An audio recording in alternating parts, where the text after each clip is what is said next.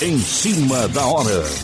Compromisso com a notícia do dia a dia da nossa região. É o desafio agora, no Em Cima da Hora. Prestação de serviço pela cidadania e destaques do melhor que acontece em nossas cidades. Em Cima da Hora. Apresentação: Heraldo Santos, com Sidney Costa e Milton Gonçalves.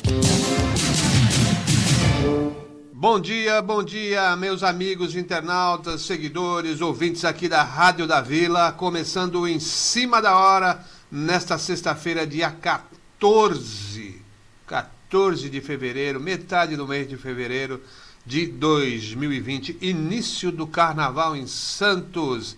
Meu querido amigo Sidney Costa, bom dia. Então, Heraldo, a poesia hoje é triste, a garganta tem um nó e a gente, por mais distante que fica dos nossos laços familiares e vai embrenhando pela vida por conquistas e desafios, e as famílias se afastam. Eu mesmo estou morando hoje em outra cidade, onde está a base da minha família, que é um núcleo pequeno. Somos em 4 irmãos, 6 netos, e da mãe, né, que faleceu hoje, lá no Hospital Personal em São Paulo. Daqui a pouco o corpo será velado ali na Santa Casa, provavelmente, mas eu estou aguardando confirmação que ele vai chegar. E por mais distante que a gente vai ficando, e muito guerreiro, sem emoções, sem muita sensibilidade, na hora que parte um elo que construiu você, não tem um jeito. Eu até 6 anos não lembrava de nada. Ultimamente, quando a minha mãe ainda tinha condição de falar, ela lembrava de coisas que aconteceram aos 6 anos e eu não lembrava. Portanto, 6 anos para mim foi vazio, sem registro nenhum na minha memória, mas ela sabia, ela lutou. E lutou a vida toda, até, para falar a verdade para você, quando ela teve o primeiro AVC em 2012. Ela era uma lutadora, ela sabia de alguma coisa, visitava a gente, fazia nhoque, Heraldo, na pedra de mármore. Ela botava na bolsa um pedaço de pedra de mármore para fazer esse nhoque dela. E quando ela sabia que a gente estava muito frustrado, eu nunca me deprimi, porque ela ia para casa com essa pedra de mármore, fazia esse nhoque e conversava comigo longamente. Essa era a minha mãe. E hoje morre também um pedaço de mim, não tem jeito. Está indo junto a ela. Ela sempre buscou a paz. Eu confesso para você que não consegui retribuir o que ela sempre me pediu, manter uma comunhão em família. Eu falhei nisso aí, mas eu não mantenho comunhão com quase ninguém, né, meu? Você é o cara que mais me censura nesse sentido. Mas acho que chegou a hora de morrer esse lado meu, esse lado da ignorância, da arrogância, porque morreu com um pedaço de mim e vai ser difícil conviver daqui para frente. Muito bem, como falamos no início do programa, começa hoje o desfile de carnaval. O desfile de carnaval lá na passarela Drauzio da Cruz.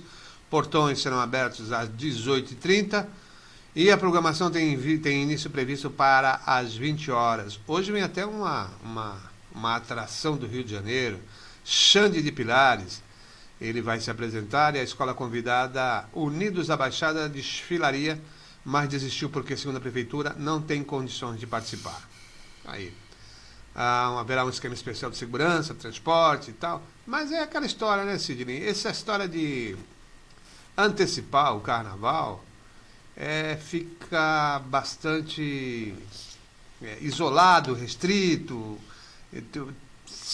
acho que até sem animação, porque essa história de dizer, não, é importante porque os sambistas de Santos vão desfilar no Rio de Janeiro, vão desfilar em São Paulo, vão desfilar não sei onde. O sambista tem que ficar onde nasceu, onde faz o seu samba, conta a sua história, né? Isso foi uma decisão do prefeito quando ele vendeu Santos, né, para uma escola de samba do Rio de Janeiro, que fez um samba deplorável.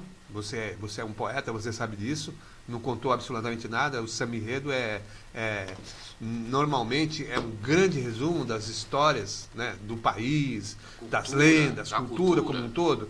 Quer dizer, uma escola de samba que se propõe a contar a história de Santos, da cidade de Santos, e foi aquela porcaria, na verdade, né, Tá certo. Oba, né? Santos não foi lembrado nem pelo berço de José Bonifácio, Nada. independência, de todas as transformações políticas. Certeza que tudo nasceu aqui, nada os foi lembrado. compositores aqui de Santos fariam Nossa, muito melhor. nossa. Muito melhor. Nem fala. Então, nem fala. é a descaracterização total do carnaval,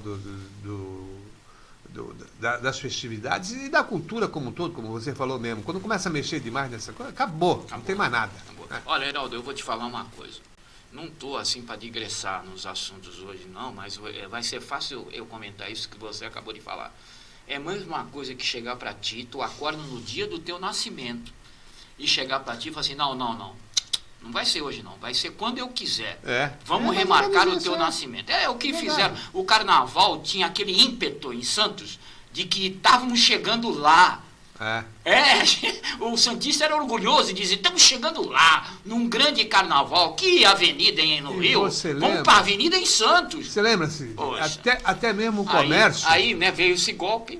Até mesmo o comércio se fantasiava. Sim, né? toda a cidade. Botava os confetes, serpentina, as lojas de tecidos, fantasias... Não tem nada disso, morreu. Esse prefeito matou tudo. Vamos fazer um registro honesto. Quando começaram a bater para desmanchar o carnaval em Santos, São Paulo revigorou. Nasceu uma escola lá cheio de santistas e muitos poetas nossos e muitos seguradores de samba. Na avenida está lá em São Paulo. Você sabe o que eu estou falando. Revigorou. São Paulo hoje tem na avenida um grande samba. Você sabe disso. E parte saiu daqui, porque queriam desmanchar aqui, e o último golpe, você vai ver o que vai virar daqui para frente, aos poucos. Nada naquela avenida. Nada. Olha aí, Sidney, os petroleiros estão em greve, país inteiro, e ontem aqui em Santos, venderam um botijão de gás a R$ 32. Você sabe quanto está custando um bujão de gás, Sidney? 83 eu paguei lá porque eu chamei, né? Então. Eu não deixei a pessoa passar. Na hora seria 70 e pouco, mas eu chamei e paguei 83. Mas chega até 90. Tem empresas que cobram até R$ 90 para entregar. Eu paguei 83. Bom, uma ação do Sindicato dos Petroleiros do Litoral Paulista, o Sindipetro LP, que é Litoral Paulista, né? Botijões de gás serão vendidos a 32, hoje pelo segundo dia consecutivo. A ação começará às 7 horas de hoje, lá em frente à refinaria Presidente Bernardes, em Cubatão. Ontem, a venda foi feita em frente ao sindicato, aqui na Conselheiro Nebias, aqui perto da rádio, viu, Sidney? Aqui na Conselheiro Nebias, vendido a R$ 32. O valor dos botijões não chega à metade do preço geralmente cobrado na região, que é de 65 cruzeiros a 80, chega até 90. Hoje estarão à venda 250 unidades limitadas a uma por família e é preciso levar um botijão vazio. Em Santos ontem foram distribuídas 150 senhas a partir das 14 horas lá na Conselheiro Nebias. O sindicato comprou os botijões pelo preço médio de R$ 60. Segundo a Petrobras, a empresa não tem ingerência no preço do gás de cozinha ao consumidor final. Ela informa que desde 2002 as importações de GLP foram liberadas e o seu valor passou a ser definido pelo mercado. O GLP, que é o gás liquefeito de petróleo, pode ser produzido pela Petrobras, por outras refinadoras instaladas no país, centrais, petroquímicas, particulares ou importado por qualquer empresa autorizada pela Agência Nacional de Petróleo, Gás Natural e Biocombustíveis. Bom, se vendeu a 60... Mas se ela comprou eu não acredito que tenha comprado a R$ 60 da Petrobras. A Petrobras, o revendedor aí autorizado, você acha que vai ganhar cinco reais apenas? Tem alguma coisa errada nessa informação aqui.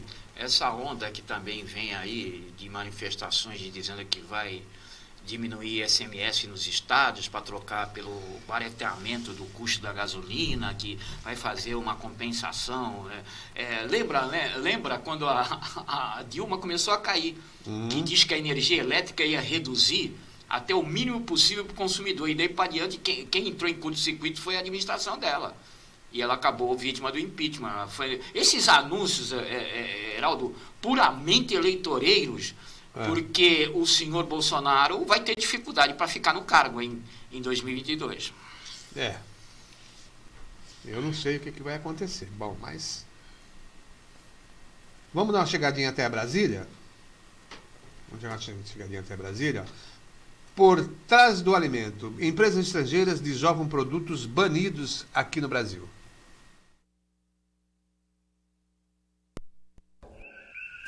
Especial por trás do alimento.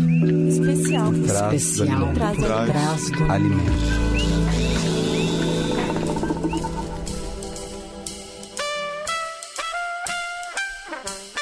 Nos últimos anos, cada vez mais agrotóxicos foram proibidos de serem utilizados. Opa, na Europa, né? Porque no Brasil tem acontecido o oposto, como a gente tem acompanhado.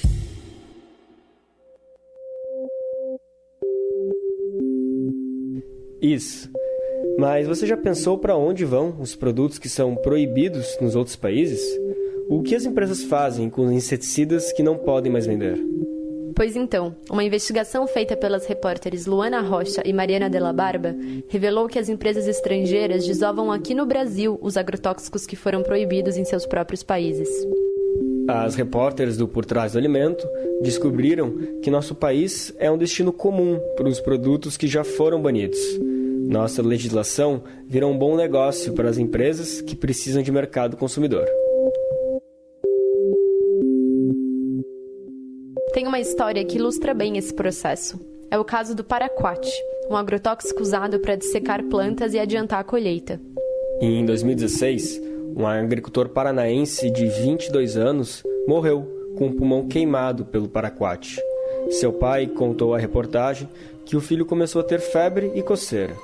Depois ficou suando frio, teve diarreia, a pressão caiu. E aí correram para o hospital. A pele do filho, então, ficou toda queimada e foi soltando do corpo. O pai conta que veio o médico de tudo quanto é parte, mas não tinha jeito. Aos poucos, o filho Júlio parou de respirar. Falaram que o pulmão dele estava queimado inteiro. Além dos riscos de intoxicação aguda, o agrotóxico responsável pela morte do agricultor já havia sido conectado ao desenvolvimento de doenças de Parkinson, mutações genéticas e depressão.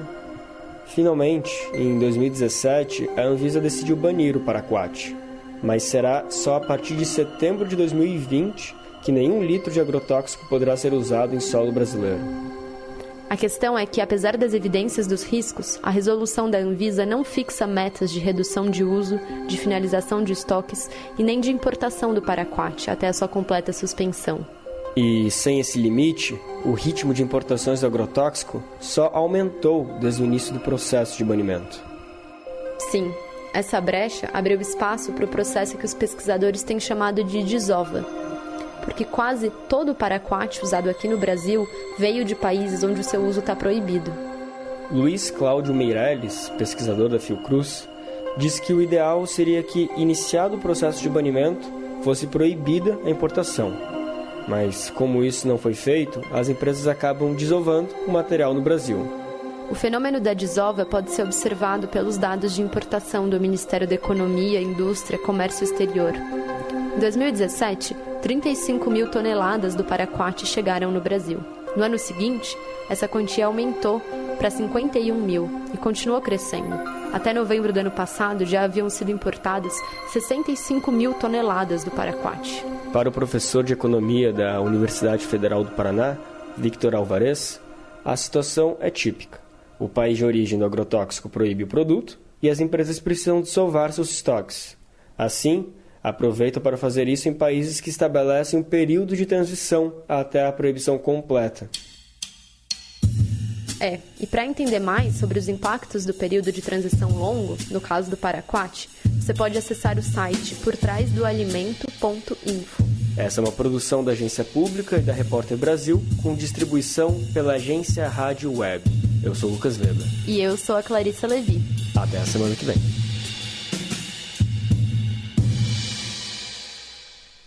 O Brasil é terra de ninguém mesmo. Pode desovar o que quiser aqui que tá tudo certo.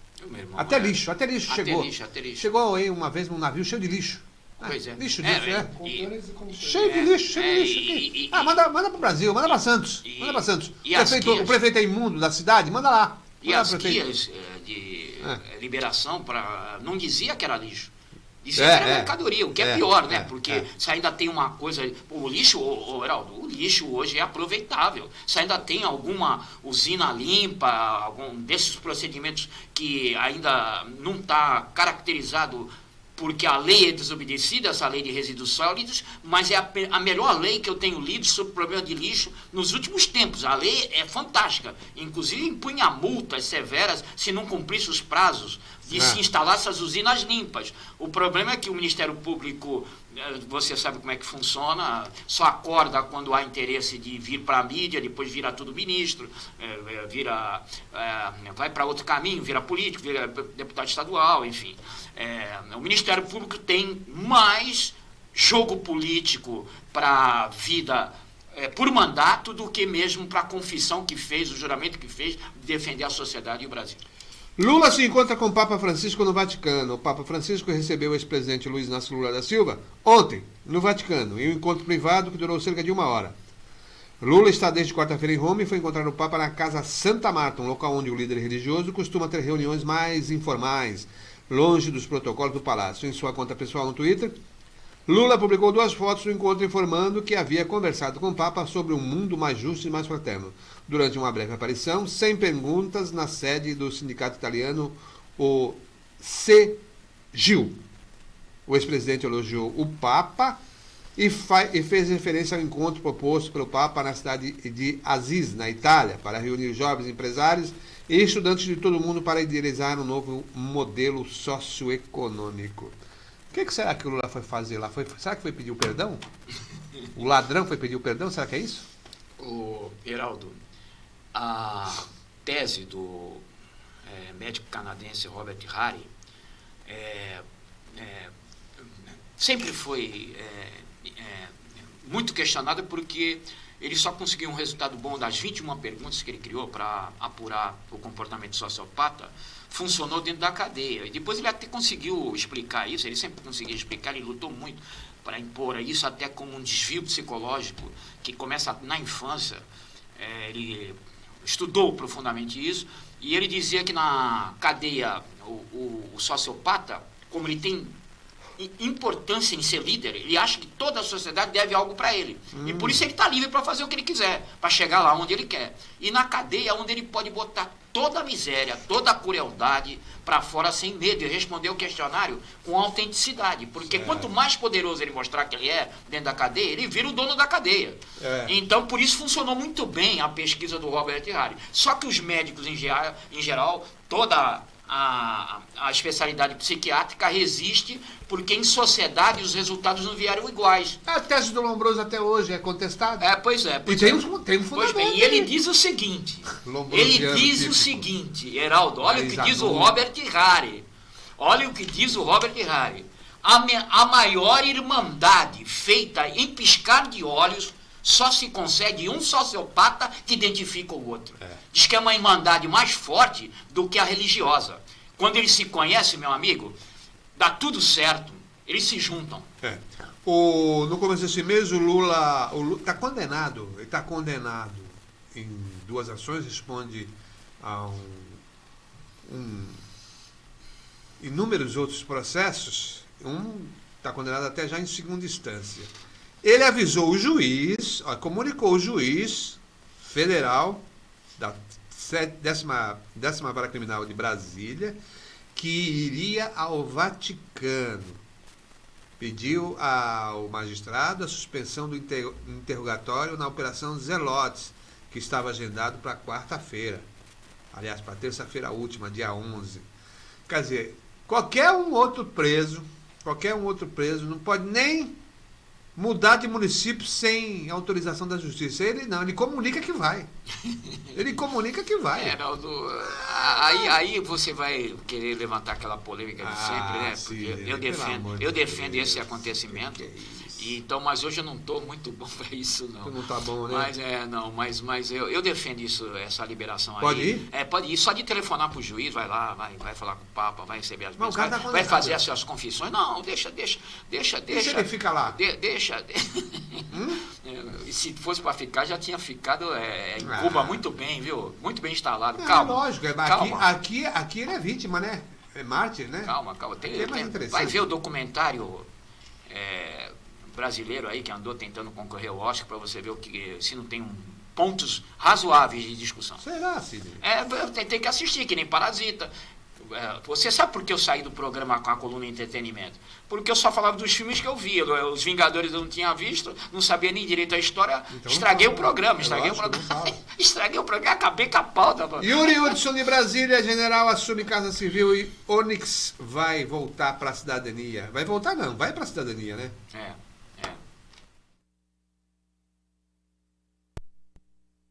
O presidente Jair Bolsonaro afirmou nesta quinta-feira que avalia a proposta de criar um ministério extraordinário para cuidar da Amazônia. A sugestão foi apresentada a ele pelo deputado Átila Lins, do PP do Amazonas. Ao conversar com jornalistas na saída do Palácio da Alvorada, Bolsonaro disse que esta é uma ideia a ser analisada, mas ponderou haver reações negativas e mais despesas. Lógico, teria uma reação grande, porque seria seria mais um ministério. O senhor gostou da ideia? Pô, levo para estudar, pô. Não posso aceitar aqui agora. Isso envolve despesa, o impacto negativo de mais um ministério. De acordo com o deputado Átila Lins, a ideia do Ministério é conseguir articular ações federais junto ao presidente da República. É fazer as ações integradas no Ministério Extraordinário ligados à presidência da República. Esse Conselho Nacional, que tem 14 ministros e o vice, Hamilton Mourão, fariam essa parte mais ampla, mas o Ministério seria o órgão executor, o Ministério Extraordinário, uma estrutura enxuta e que ficaria ligada à presidência da República. Nesta semana, o presidente reeditou o Conselho da Amazônia e levou o comando dele para o vice-presidente Hamilton Mourão. Bolsonaro alterou a composição do colegiado e tirou os governadores da chamada Amazônia Legal do grupo. Ao ser questionado, o presidente afirmou que haverá diálogo com todos, mas disse não ser necessário a presença de representantes estaduais no Conselho. Secretário de grandes cidades, vou ter 200 caras, sabe o que vai resolver? Nada, tem bastante ministro, nós não vamos tomar decisão sobre o Amazonas, o Estado do Amazonas, sem conversar com o governador, com a bancada do Estado. Se botar muita gente, é passagem aérea, hospedagem, uma despesa enorme. Uma das possibilidades para a criação do novo ministério é a partir da autonomia do Banco Central, que será votada pelo Congresso. Após a chancela do parlamento, o BC perde o status de ministério, o que possibilitaria a criação de uma nova pasta sem levantar polêmicas entre aliados do presidente. Agência Rádio Web, de Brasília, Yuri Hudson. Olha, essa história de mandar mais militar está colocando aí uma briga entre os apoiadores do Bolsonaro, entre a ala militar e a ala dos olavistas, viu, Sidney? Tem um artigo da articulista Vera Rosa, no Estado de São Paulo, que diz que a decisão do presidente de entregar a Casa Civil ao general Walter Braga Neto, chefe do Estado-Maior do Exército, provocou revolta e desconfiança na ala bolsonarista formada por seguidores do escritor Olavo de Carvalho. Nos bastidores, o grupo avalia que, ao se cercar de militares no Palácio do Planalto, dando aos generais postos estratégicos no núcleo do governo, o capitão Bolsonaro criou um problema que pode se voltar contra ele. Conhecidos por ver conspiração em todos os cantos, os olavistas disputam o poder com os militares desde a campanha de 2018. Na esplanada, o representante mais direto desse time é o ministro da Educação, Abraham Weintraub, que apesar de desgastado não cairá agora. Mais adiante, Weintraub deverá até mesmo ser o formulador do programa ideológico do Aliança, novo partido de Bolsonaro. Amigo de Weintraub e de malas prontas para o Ministério da Cidadania, Onyx Lorenzoni sai da Casa Civil após entrar em confronto com o general Luiz Eduardo Ramos, que há 7 meses assumiu a Secretaria de Governo. Foi o próprio Bolsonaro que criou o embaraço ao chamar Ramos para a articulação política do Planalto com o Congresso, esvaziando as funções que antes eram de Onyx. Está criado o imbróglio. Pois é, Heraldo, é bom a gente voltar a praticar aquela reflexão que sempre foi o ponto alto do Em Cima da Hora nesses 7 anos que está no ar, que é um momento que a gente deixa a opinião ser livre e a gente até faz festa com isso, de poder ter uma opinião livre, mas tem um momento da responsabilidade. Nem o próprio Olavo de Carvalho, nesse sentido, é a única coisa que eu abono de espetacular no comportamento dele. nem o próprio Olavo de Carvalho deixa essa gente começar a dizer que é uma ala olavista, porque ele diz que nunca teve interesse de interferir em política de país nenhum. Ele diz que o destino dele, a vocação dele, é preparar mentes, que a academia falhou, o processo estudantil no Brasil fracassou, e ele tem uma missão: preparar mentes para um futuro. Mas não que seja este agora, porque há muito trabalho ainda para fazer, e nem que é guru, e nem que tem interesses e interferências políticas. Quem fala que ele colocou gente lá dentro do governo está completamente enganado. E essa independência que ele alega... Ele colocou escuta bem, educação? e essa... Escuta bem, e essa independência... Heraldo, deixa eu concluir, que tu já vai entender. E essa independência que ele alega aos quatro ventos, estando nos Estados Unidos e dando pitacos que vazam por causa do Intercept, de muita pressão em controlar o que se fala pela ligação, pelos meios sociais. Portanto, se sabe por meios disfarçados, não se sabe pela boca dele. A independência que ele prega lá, ele não abre mão dela. E eu vou falar mais uma para você.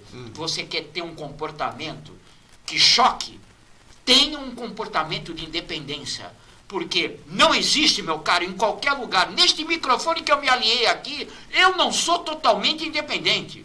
Nós vamos entrar em campanha aí, nós sabemos que o projetista dessa emissora vai ser candidato. Tu acha que eu vou poder abrir o microfone e falar o que eu quiser sobre a programação de campanha do dono da rádio, poxa? Não tem independência. Só o Olavo que diz essa barbaridade aos quatro ventos, que não interferiu em nada, quando ele é realmente o maior agenciador, arquiteto da política do Bolsonaro. Eu acho que a independência vai perdurar aqui. Ô Heraldo, não tem independência, não tem independência, não tem, até pelo respeito, mas vou mais longe, até pela aliança. Você não vive só. Você é um Robson Crusoe na sociedade que cada vez está mais individualista, a gente vive catando pessoas para se aliar. Não existe isso, Heraldo, não existe. O que prega o Olavo de Carvalho é bonito. É bonito, eu gostaria de ter a verve dele, porque é única, né? É única. Ele é o único que pode xingar 10 palavrões, falar uma palavra correta e fica tudo por isso mesmo. Ele é independente. Abre aquele vídeo e agora, dizer que não interfere no governo Bolsonaro, eu vou dizer para você, é o grande arquiteto do governo Bolsonaro. Então, muito bem. Após reclamações de moradores, Six Bar terá que fechar à meia-noite. O Grabiel não vai poder mais ir no Six Bar.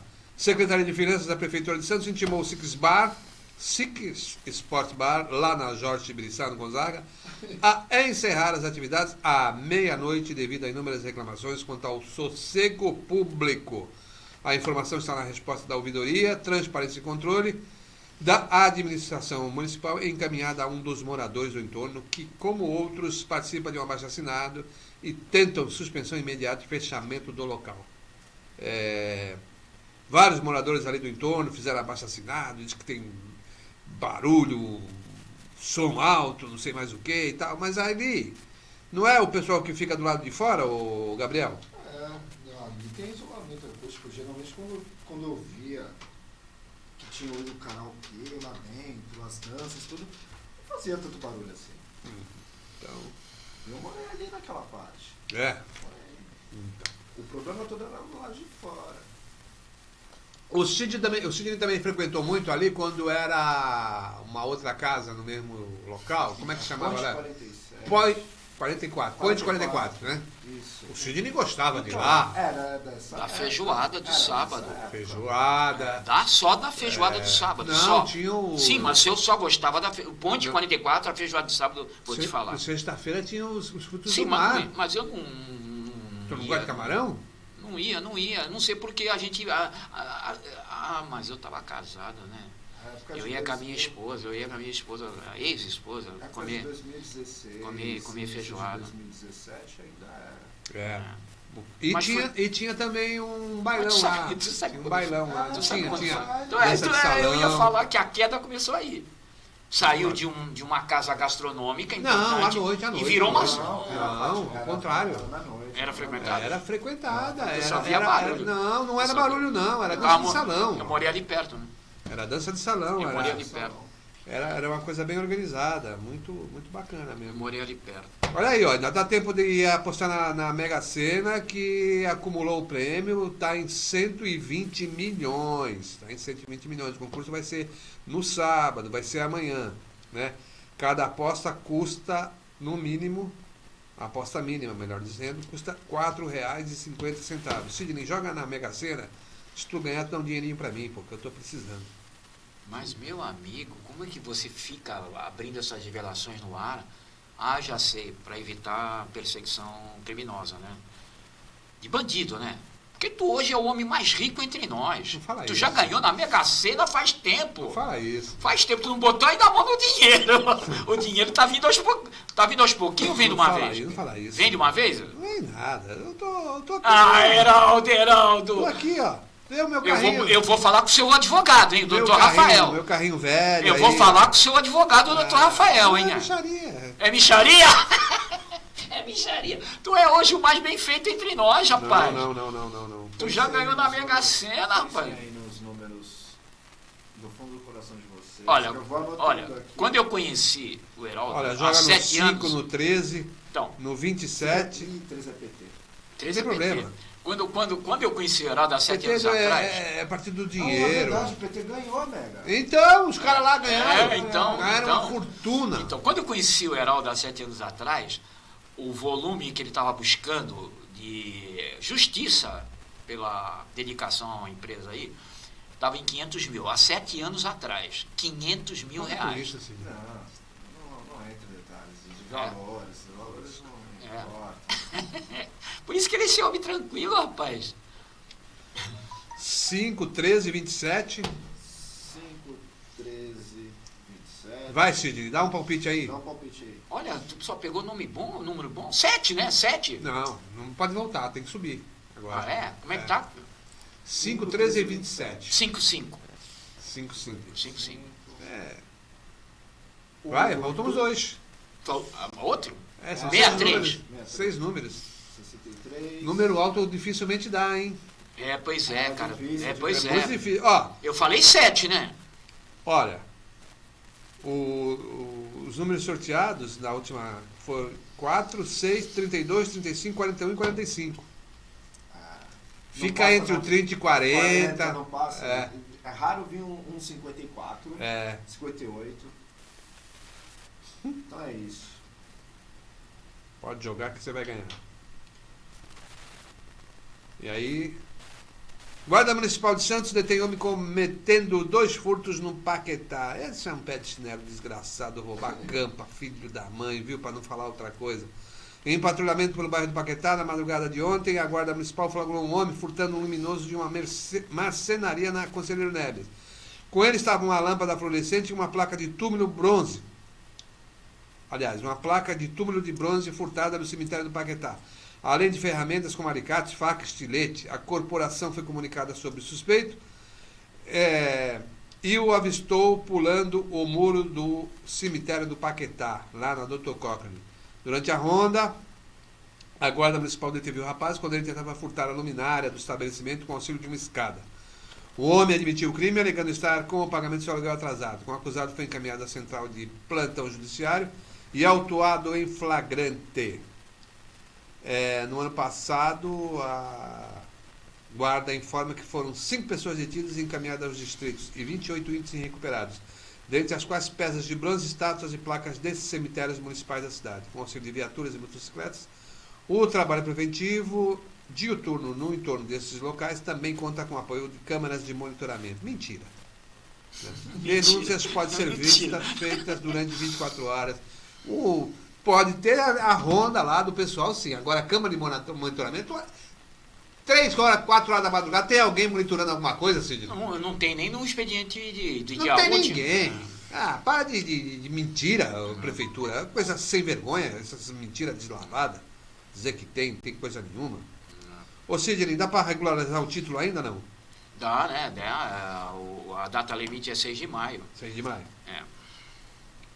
Sem título não vota. Mas vai ter um mutirão até com publicidade. O TRE é boa. As melhores publicidades sobre eleições vêm do próprio TRE. É muito interessante. Eu gosto. Mas não votar é baratinho, Sidney. É R$3,50. Sim, mas tu vai começar o besterol de ontem, meu Deus do céu. Como assim? Da matéria de compensação. Existe em toda estrutura de organização de um Estado, matérias compensatórias. Quando a desigualdade iguala. Não é isso que eu quero falar. Eu estou dizendo o seguinte. Obrigar a votar é uma matéria compensatória. Não é por isso. Para a democracia ficar Eu ista. estou dizendo o seguinte, que a sanção para quem não vota é muito pequenininho. Para você ver, Você já viu rico ir votar? Para você ver. Não vai votar. Para você ver que essa tese absurda minha da matéria compensatória, ela tem um fundamento, inclusive, no custo da multa. Claro. Não é bem obrigado. Tem 50 é o quê? Um litro de leite? É até mais barato. Mas tem não família, paga o ônibus, né? É até mais barato que o ônibus. Porque não pode mais pegar aquela van do candidato, né? O sentido dessa obrigatoriedade, Heraldo, é fazer a pessoa que está... Vou ou não vou? Vou gastar R$3,50, eu passeio, vou até o colégio, vejo lá, encontro meus amigos. Mas isso. A eleição perdeu muito dessa festa popular. Isso é verdade. Né? Hoje é um dia de finados. Hoje é um caminho de gado quando você vai votar. Antes era uma alegria. É um dia de finados, hoje, é um dia taciturno. Hoje é um dia taciturno. Era festa, tinha bandeira, tinha panfleto. Mas suja a rua, e daí que suja a rua? Limpa. Lembra aquela música do nordestino Seresteiro, poxa. Seresteiro? Vida de gado, povo marcado, povo infeliz. É isso aí. Tirar a festa, a gente vai como está indo para um caminho do abatimento do gado. É verdade. Que coisa, hein, Heraldo? Olha o que tu foi lembrar. Era uma verdadeira festa. Eu gostava de eleição. Era uma verdadeira festa, Heraldo. Festa. Nossa. Poxa. As pessoas iam até fantasiadas, algumas. E de menos violência, porque acabava virando uma alegria, né? Acabava virando uma alegria. As camisetas muito criativas, né? Com slogans até divertidos, lembra? Muito. Que coisa. Puxa, olha o que tu foi lembrar. Acabou a festa. Você hoje está... Infelizmente... Está solene hoje, hein? Está me preocupando. A tua solenidade está me preocupando. Bom, Sidney, o que você tem de novidade aí que a gente já vai começar? O que você pode antecipar aí? 3 minutinhos? 3 minutinhos? 3 minutinhos. 3 minutinhos para você falar de eleições. Nós vamos abrir o quadro? Não vamos abrir o quadro. Você vai falar alguma coisinha. Você vai... Hoje ainda não é o quadro. Você vai fazer um briefing. Um briefing? Tem um problema muito sério toda vez que você vai fazer reflexão sobre direito, que é a dureza dos termos, do juridiquês, falar de lei, número de lei. Então, eu já preso a isso, né, que eu me coloco no lugar por que pareça, eu me coloco no lugar do ouvinte, ou daquele que nos acompanha pelas imagens, e busquei trazer o que pode se miscuir com o nosso dia a dia e nos obrigar a pensar. E nada mais obriga a pensar do que falar em dinheiro e dinheiro público, porque ele é conseguido através de impostos, taxas, ordens, desordens, para deixar você contribuindo para um tipo de pessoa, de cidadão, que se afasta completamente dos outros. Tem o cidadão de primeira classe e esses são os políticos. Então, eu fui fazer um estudo sobre o uso do dinheiro público, que nasceu da PEC 97-2017, que depois regulamentou esse uso pela Lei 13.487 de 2017, e é tudo que eu vou falar em número de leis.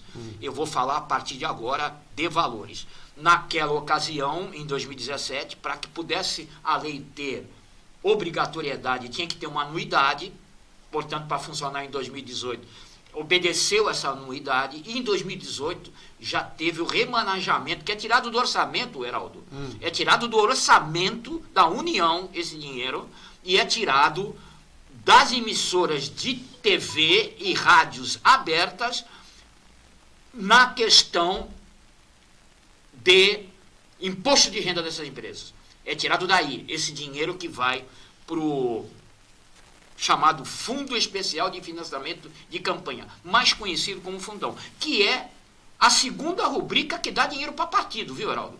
Porque já tem o fundo partidário, que é para manutenção, e esse daí é dinheiro sem origem, toda a arrecadação de dinheiro sem origem nas campanhas, porque muito dinheiro não fica comprovado sua origem, cai numa malha comum e depois é dividido entre os partidos. Esse é o fundo partidário. O fundão, o Fundo Especial de Financiamento de Campanha, é para ser usado somente nos 45 dias da campanha. Não pode sobrar um centavo, porque tem multa se sobrar. E o que é mais interessante, é para ser dividido por todos que estão disputando a eleição, que foi o dinheiro encaminhado para aquela legenda.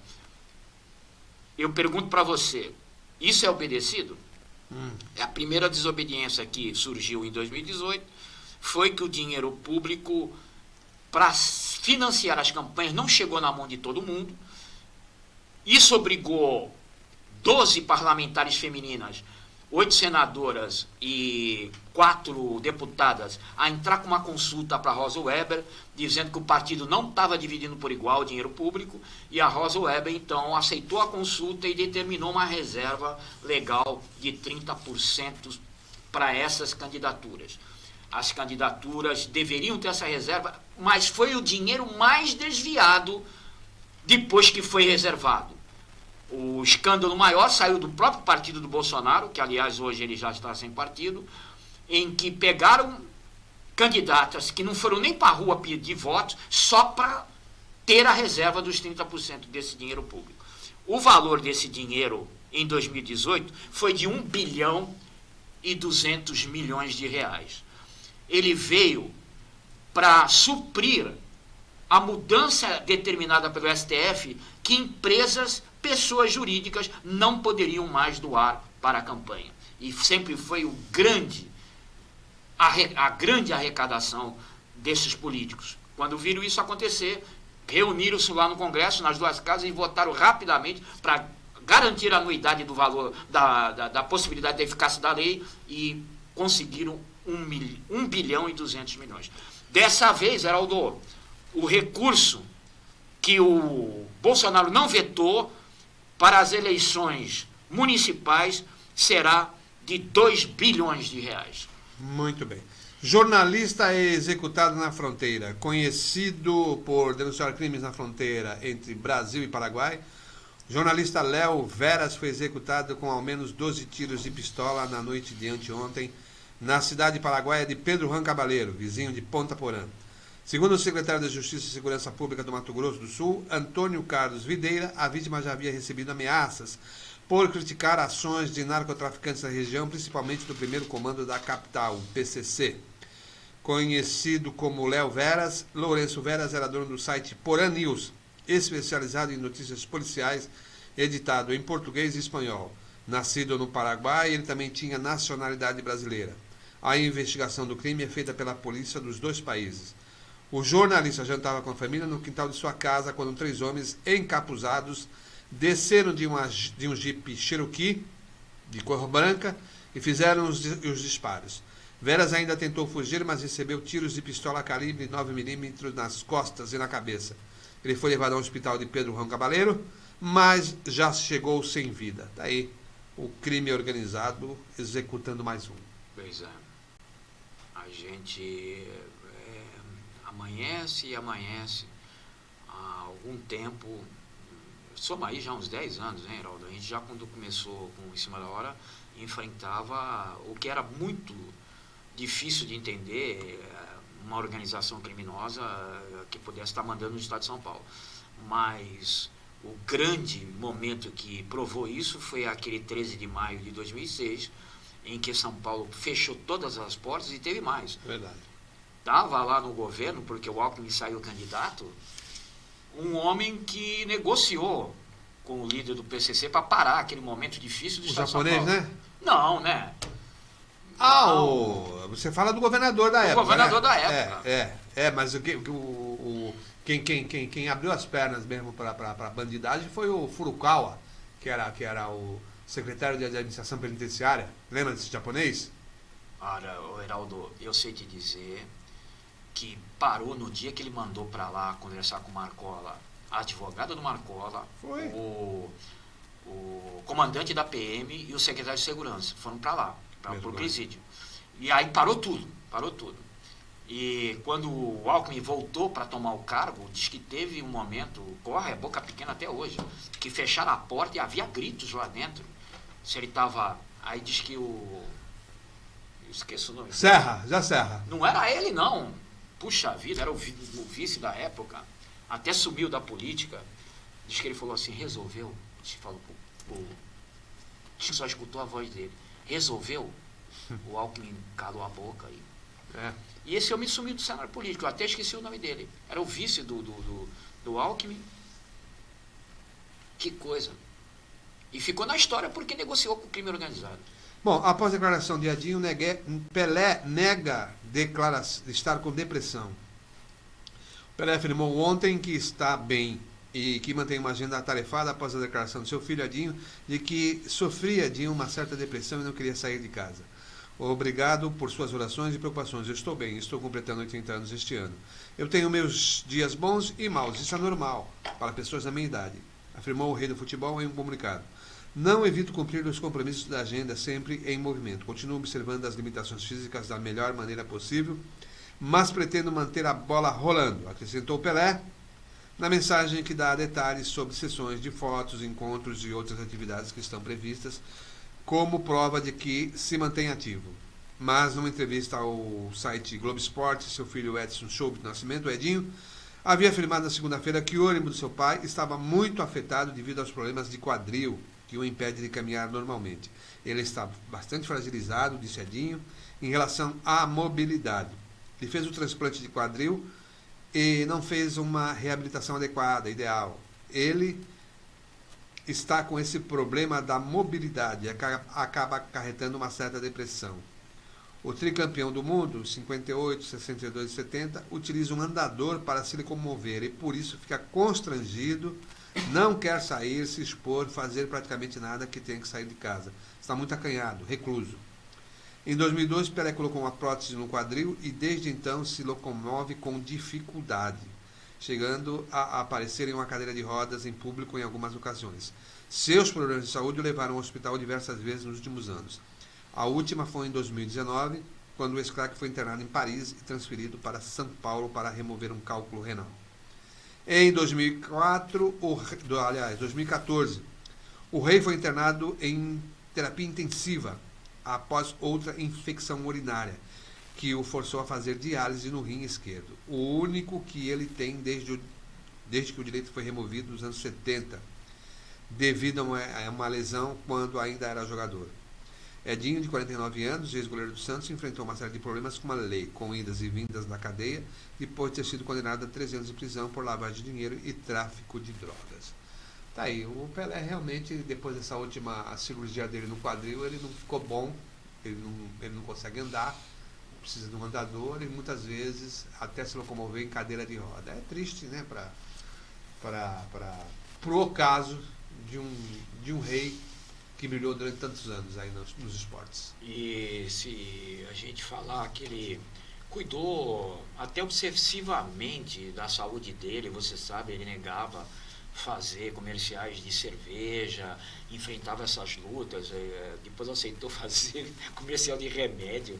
Ali foi uma vergonha, ali a casa caiu um pouco, mas tudo bem. Ele você tomar aquela vitamina que nossa, aquilo era um perigo, aquilo era um perigo até hoje, até sumiu, né? Faz mal, até pô, sumiu, claro, até sumiu. tudo acaba com o rim. Mas Polêmicas à parte, você veja, Heraldo, como a gente é um ser impotente. Lógico. Não vamos. Vai chegando a hora que o pavio queima, meu irmão. Queima. E quando o pavio queima, meu caro, se não for daquela queimada que te tira a independência, olha eu falando independência de novo hoje. Não, eu tô falando fisicamente, né? Que tu não tenha que se segurar em ninguém, carregado por alguém, que mais ou menos ele tá escondendo, mas já chegou, viu, Heraldo? Tá na dependência de segurar em alguém. Tá na dependência. Não tá indo ao banheiro sozinho mais só. Não, mas não tá mesmo. Não tá mesmo. Tá sério o negócio, tá sério. Aí, eu vou te falar, que incompatibilidade com os filmes do Pelé Eterno, todos os documentários. Um gigante, né? Bom, um gigante dentro de campo. A gente espera que ele tenha aí um deus do Olimpo. Uma saúde, né? Digna, né? Uma saúde digna, né? É verdade, porque a pessoa quando está assim, sem condição de mobilidade, é muito triste, né? Porque você fica na dependência. Como você agora ele inaugurou o que a gente hoje nem vê com radicalidade, que se é para dar emoção, é para dar e reconhecimento é para dar em vida. Ele inaugurou isso. Ele ganhou muito reconhecimento em vida. E se tomar Vitaçai? Olha, tu lembrou? Vitaçai, eu vou te falar, sai de mim, mano. Vitaçai. Sai de mim, cara. É verdade. Sidney Costa, encerrando a semana, uma semana. Olha o que tu fez até esquecer um pouco. Bastante triste para você, mas de qualquer maneira é o caminhar dos tempos. Então, tenho absoluta certeza que sua mãe está descansando. Partiu para o Oriente Eterno, como a gente comenta. Sim. E com certeza é uma outra etapa da qual nós estamos distanciados e não temos qualquer inteligência a não ser a crença. A crença no sentido de que o que você faz aqui, realmente você terá sempre uma compensação. Os seus valores que você pratica em vida, certamente hão de ser recompensados. Você sabe que... Eu tenho absoluta certeza, embora não tenha conhecido, que sua mãe... Só o fato de tê-lo criado... Foi uma dificuldade. Só o fato de tê-lo criado... Eu asseguro para você. Realmente, foi uma dificuldade. Ela merece ser canonizada. Sim, foi. Foi, e fazer... a pessoa com a consciência que eu tenho, né? Pois é. Ela fez. Porque ela era exemplo, muito forte exemplo. Agora, Heraldo, a gente vai envelhecendo e cria alguns discernimentos que era melhor se fosse mais novo para criar. Mas eu criei agora, ultimamente, e é com isso que eu vou deixar hoje o dia, porque eu vou entrar nessa nova fase muito pessoal, com meus botões. As certezas sempre têm um fundo emocional. As certezas ao longo da vida, elas vão mudando. Então não eram certezas, tem um fundo emocional. Agora a verdade, ela surge. E a verdade não tem nada de emoção. A verdade é razão pura. Por isso Jesus diz: conhecereis a verdade e a verdade vos libertará. Eu conheci a minha na hora dessa dor que morreu uma parte de mim. Eu vou carregar agora essa verdade, tentando fazer dela uma certeza. Muito bem. Fiquem com a programação da Rádio da Vila e segunda-feira estaremos juntos aqui novamente para comentar e divulgar os assuntos interessantes da nossa cidade, com o final já do Carnaval de Santos e quem sabe já com a vencedora do desfile das escolas de samba. Até segunda.